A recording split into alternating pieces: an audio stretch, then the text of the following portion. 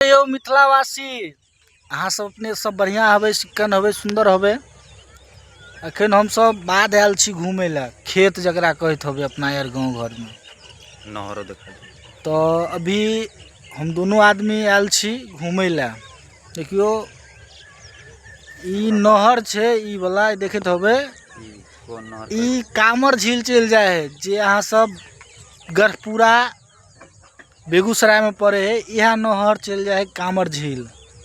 तो जेबे तो लाव पर घुमात, लाव पर घुमात कहत कि ई पक्षी आर जे अपना गांव घर में मैना कौआ बोगला नहीं रहे, ई कहत विदेश के पक्षी लिया देखात। जे भाई दूसर दुनिया का आदमी रहू तो मान जाए है, मगर हम अहाँ तो भर दिन बेटे चोर चाँचर में घूमे वाला आदमी सब चिन्हत रहे छी कौन पक्षी है।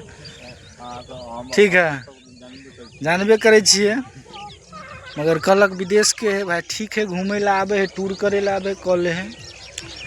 और देखे छिए गाड़ी लगल है, दोनों भैयारी घूम रहल छिए, मजा एंजॉय ल रहल छी। और तकर बाद फिर जेबे अब बाजार।